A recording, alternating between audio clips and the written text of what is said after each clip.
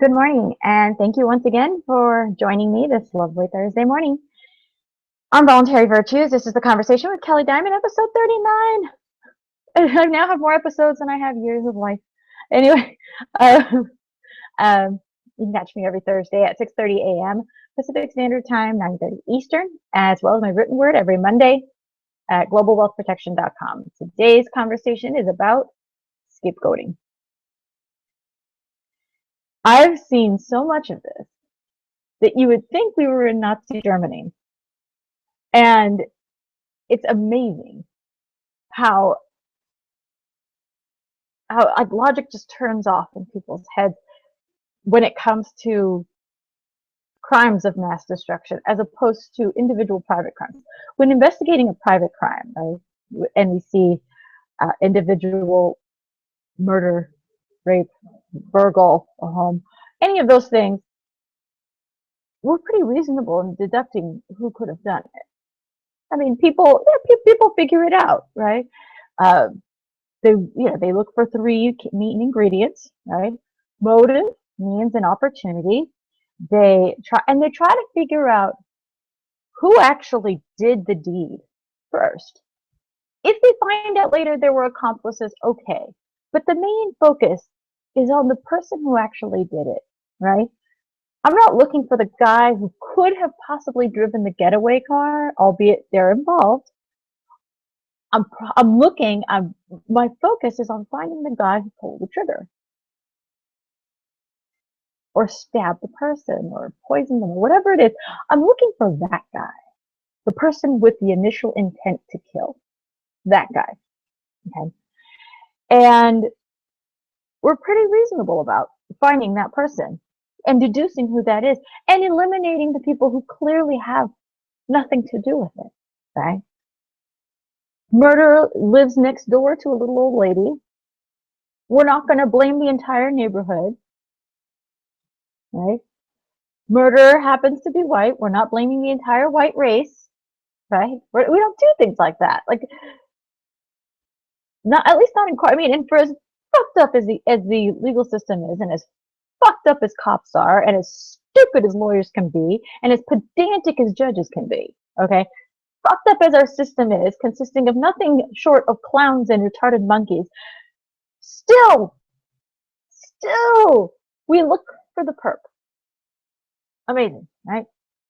So despite all that is intellectually going against our system and every player in it, while it doesn't generate justice nearly as much as it should or claims to, we still focus on the person. Did you commit this crime? Right? We ask that. That's even a question that's often asked in deposition when deposing the witness or asking one of the first questions, did you do this? So that they can go on the record as saying, no, I didn't, or yes, I did, whatever it is, or no, anything, right? Now, that all sounds fairly reasonable, doesn't it? I mean, that if I told you there was a murder, certainly you would be saying who did it. Okay. Now, when it comes to things on a grander scale, people start scapegoating. Okay? They don't know, they can't blame the one thing they trust, so it's not going to be them. Right? And this is sad. It really is. It plays out in different ways. And sometimes it's called victim blaming, because victim blaming often falls under the same umbrella. But it's scapegoating is what it is. What you're doing is you're trying to find something other than the perp to blame. Sadly, it happens with many rape victims. What did you do to provoke it?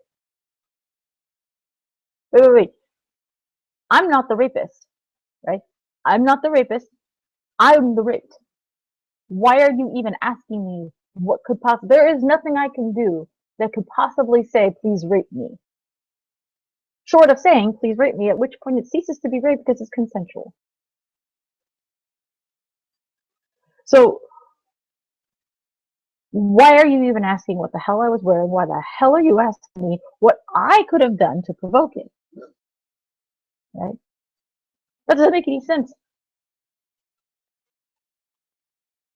It happens, and it disappoints me to no end.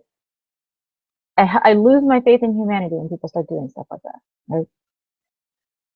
When I hear, and then on more grander scales, right, economically, I hear liberals blaming rich people who don't pay as much in taxes, percentage-wise. Certainly the whole number is larger than they'll ever see in their lifetime. But in terms of percentages, corporations and rich people not paying their taxes, and that's why poor people are starving in the streets. No, that's not why poor people are starving in the streets. That's not it. I know you want to blame rich people. It's easy because they have money and you think they should just be forking that shit over, hand over fist, but that's not it. If it weren't for rich people dodging their taxes, if it weren't for rich people going offshore and playing to the loopholes of our tax code, we wouldn't have these poor people starving in the streets. Oh, that's a crock of shit. That's a crock of shit.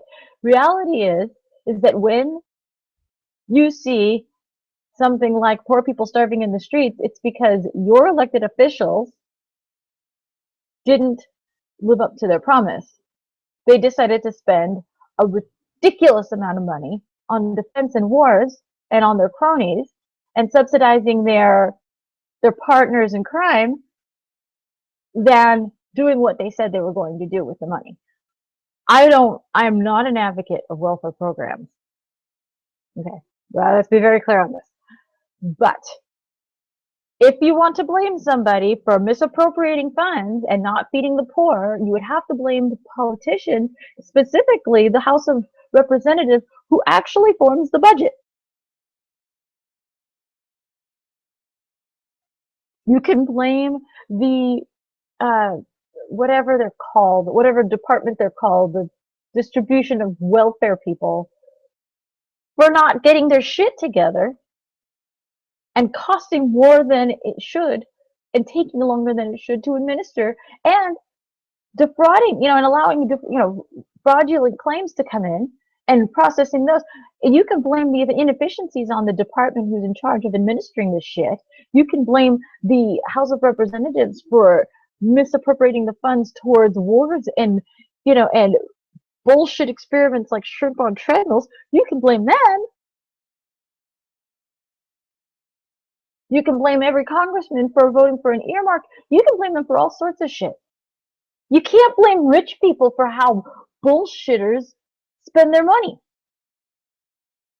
At the end of the day, if Donald Trump only pays 10% of his income into federal taxes, that's still a ridiculous amount of money. That we set it on fire ritualistically and burn it in wars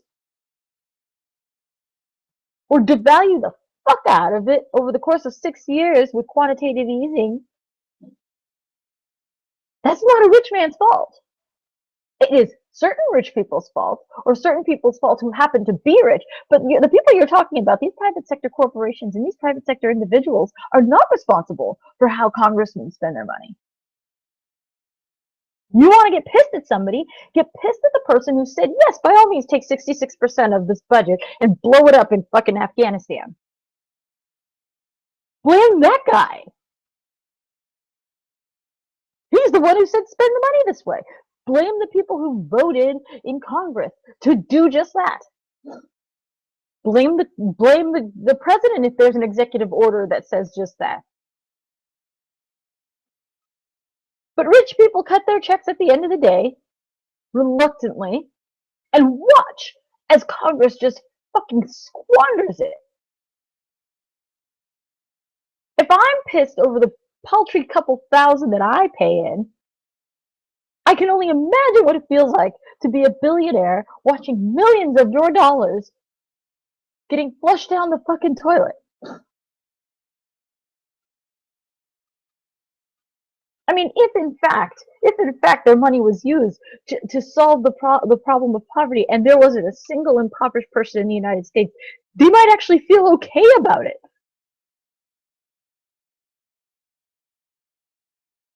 We weren't involved in any wars. There's peace in our land. Everybody's taken care of. There isn't a starving child, a homeless child. There isn't cancer. I mean, we just fucking solved the world's problems here. Well, if we did that with our tax dollars, I imagine that you would have a lot more people eager to pay in. But blaming the rich dude? Hardly. For finding exemptions? I would want to exempt myself. If this is how you're going to spend my money, I'm looking for fucking ways to get out of it. Excuse me, but I don't believe there's a single middle class person who doesn't sit there and claim their fucking kids. Write off every fucking thing they can. I'll be damned if they pay the full amount. Don't. So no, don't blame tax evasion. That's not it. We get so much shit in our coffers, it's ridiculous. If there are plenty of places that we could cut and reallocate to poor people if that were really the agenda. And the last person you blame is the person who pays, who's part of this 1%, who pays 40% of the fucking bill every year. Oh, but there's more, right? We love to scapegoat. Amazing. Recently, I was told that non-voters are responsible for the tyranny and fascism we have now. People who don't vote are responsible for this. Amazing. How did somebody get elected by somebody who didn't vote? Typically, in order to get elected, you need somebody to vote you in, right? So there is a voting public, 2/3, in fact, of the American public votes, which is not a huge turnout in the grand scheme of things. I'll grant you that. But it is an amazing and quite profound turnout for a poll. If Rasmussen, Quinnipiac, or fucking who's that other one? There's another one. Or any pollster for that matter, really, could get 2/3 of the American voting public to respond to anything?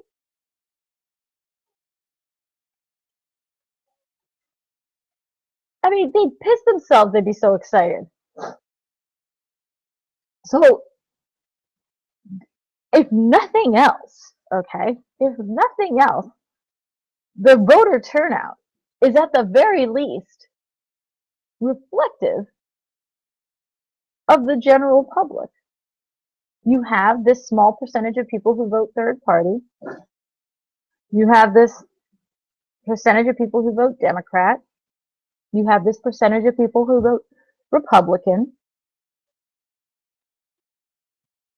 You would have, and then there's these non-voters, but the non-voters, if a gun was put to their head, would likely fall into similar categories.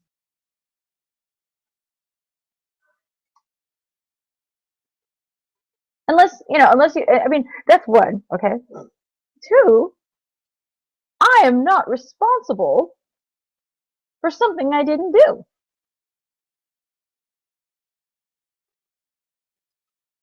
If you're telling me an asshole got elected, the first group of people you should be looking at are the people who voted for him. Not the people who didn't vote for him, and not the people who didn't vote, but the people who actually voted for him. You didn't want Bill Clinton as president? Then you need to go hunt down the motherfuckers who voted for him and blame their ass. You didn't want George W. Bush to be president? Then you need to go look at those people and say, what the fuck were you thinking? Those are the people you need to talk to. Those are the culpable parties. My shit had an alibi. I was at home. I was at home. So no, that's not my fault. That's not my problem. You need to go ask somebody else. Motive, means, and opportunity? Not here. Not here. My couch will testify my ass was on it all night.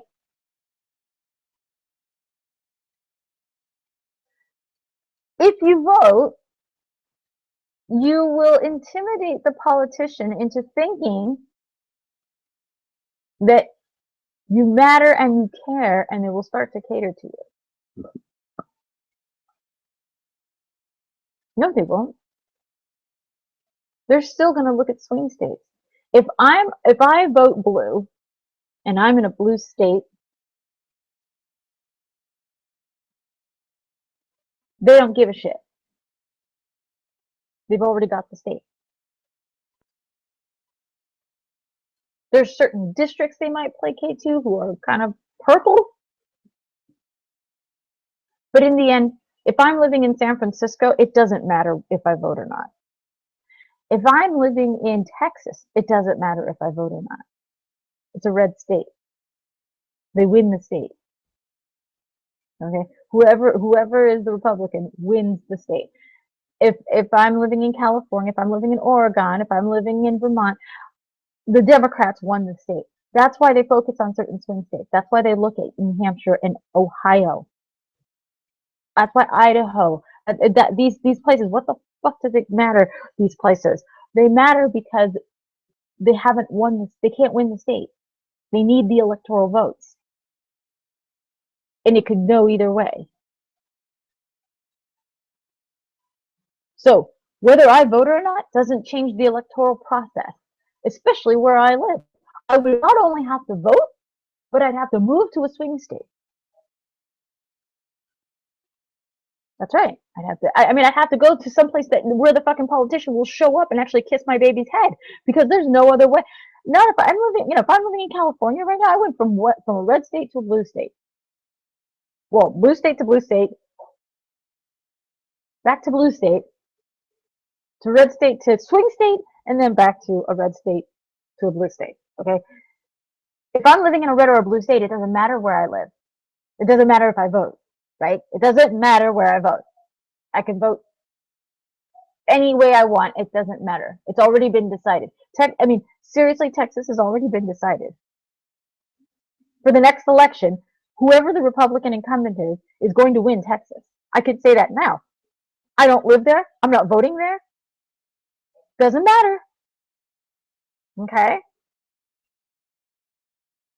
I live in California. I assure you that this state will go to the blue candidate, whether I show up at the polls or not. Now, this person is saying, if every non-voter voted, we could have averted getting George W. Bush and Obama in office. Really? You mean to tell me that 1/3 of the vote could have prevented either of them from getting into office?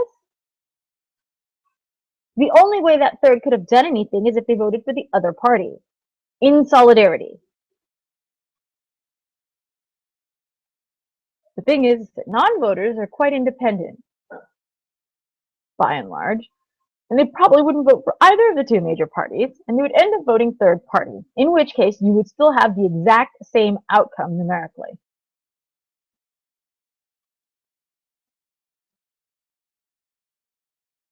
It wouldn't change a damn thing.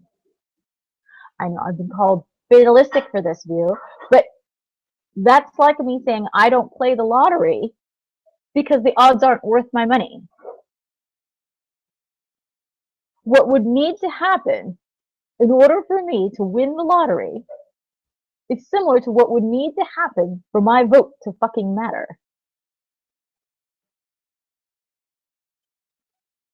Not only, this is literally what is required for voting to mean something.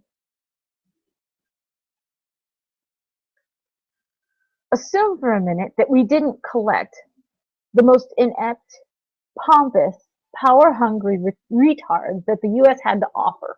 Let's say we didn't do that, which is what we do every 4 years, ceremoniously. This is what we do, okay? But let's assume for a minute that those people don't make the cut, and that all we get is variations of Ron Paul.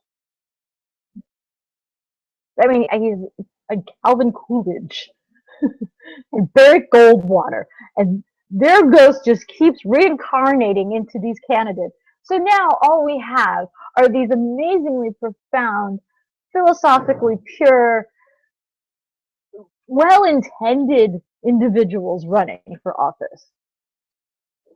Okay? Only those people run. Only those people win primaries. No, this is fantastic. Really, no, this will work. Granted, Every single person that I've met who I admire has never had one political desire. The one person that I would say, yeah, I'd work for you. I'd do something. I'd do this with you. I'd do that. Yeah, I could see it. Yeah, we agree enough to where I wouldn't even have to go out of my way to follow you. We'd just naturally be taking the same path. Anybody that I've met like that has no political inclinations whatsoever and wants nothing to do with this shit. Fuck. So first you actually got to go find somebody who's evolved enough to call themselves a human being, right? And manages to still have their humanity by the time they're running for president. I don't know.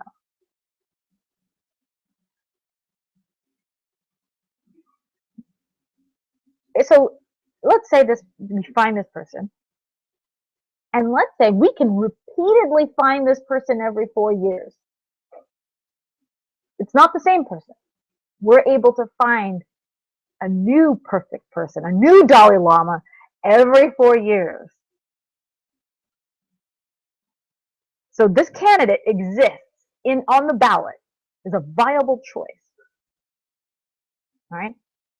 Now, then everybody who votes would have to vote for this person, right? So not only does our candidate not have to not be absolutely retarded, but the voting public also has to not be retarded.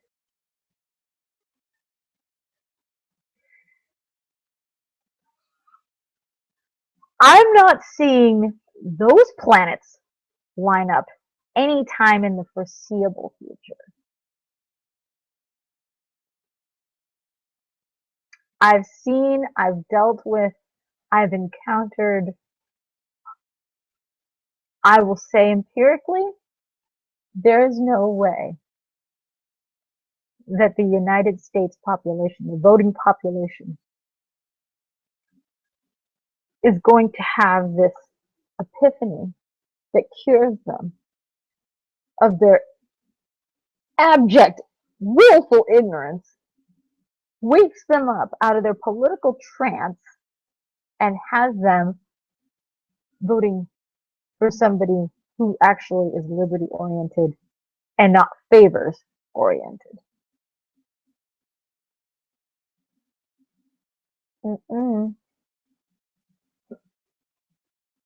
Politicians are working for the people who buy them their seat.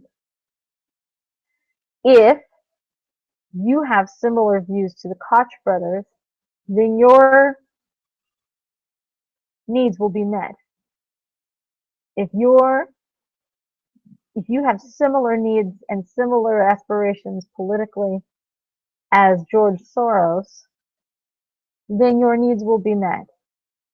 If you believe as certain corporations believe, then your needs will be met.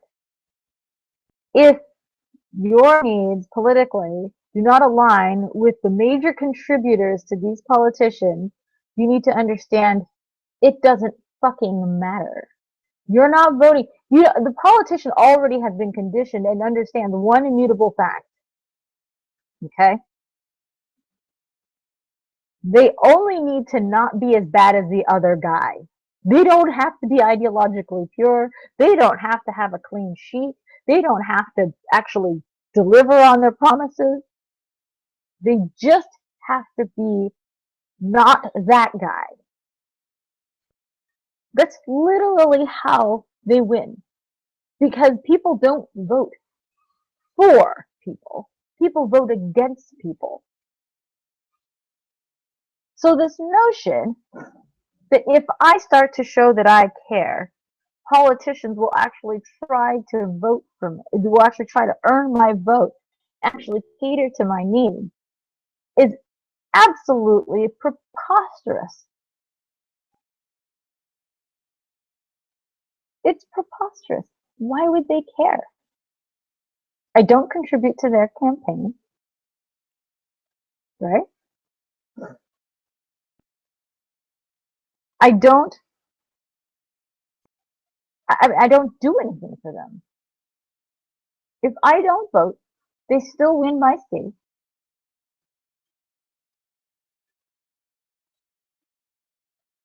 There's absolutely there's no reason for me to believe that a politician would give a shit about which way I vote, or if I vote for that matter.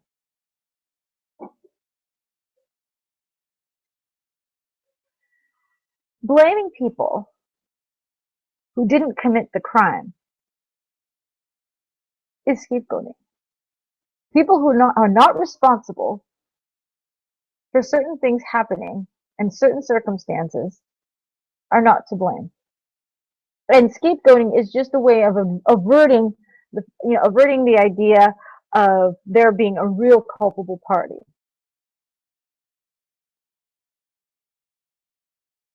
Right? You can't have a statist blame the state, because it totally destroys their argument in proponency of the state. They have to find somebody else to blame.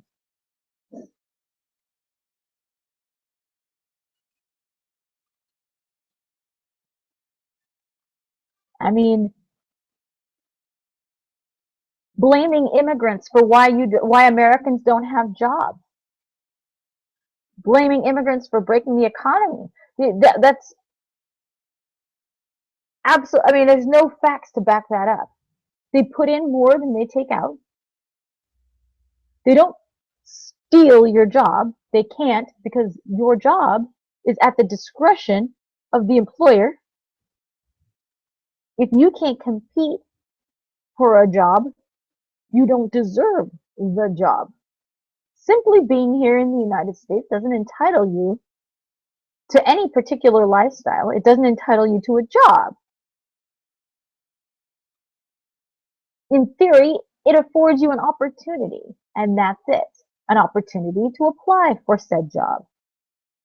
That's it. But we blame immigrants for breaking the welfare system rather than the welfare system itself, or the mere fact that so many Americans are on it. Then we blame black drug addicts. Come to find out, it's not black people. Sorry. It's white hicks who vote Republican collecting food stamps. Go figure. We want to blame the blacks, want to blame Middle Eastern Muslims, want to blame gays for the collapse of morality. Yeah, don't blame the politicians. Don't blame the liars and the frauds and the criminals for our moral collapse. No, don't blame the immoral actors. Blame two people who are fucking in love. That'll do it. Like, seriously? This is your problem? We're so misguided. So wrong-headed. Our indignance is absolutely misdirected.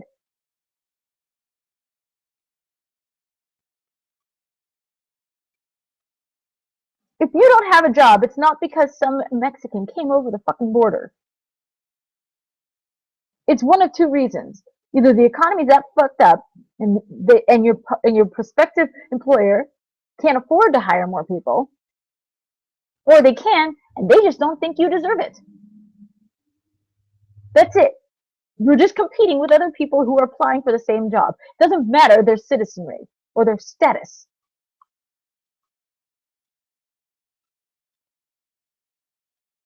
Blaming me for not using reusable bags for why there's fucking global warming? Seriously? The United States government is the largest polluter in the world. In the world! But if I don't use reusable bags, this shit goes to hell. Just like if I don't vote, we get fascism. Ironically, if I change my behavior, it actually doesn't solve a goddamn thing. But if I don't do something, then I'm part of a problem of breaking the world. I don't vaccinate, which means my kids, I don't deliberately get my kids sick. Therefore, other kids are going to get sick.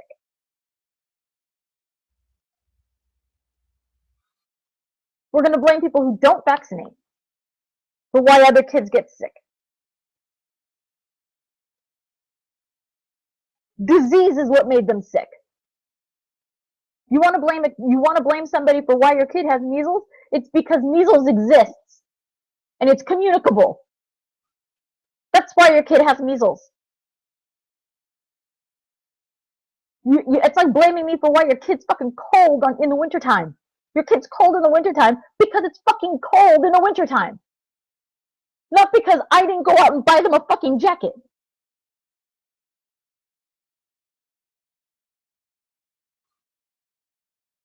My inaction is not responsible for consequences by people who deliberately go out of their way to act.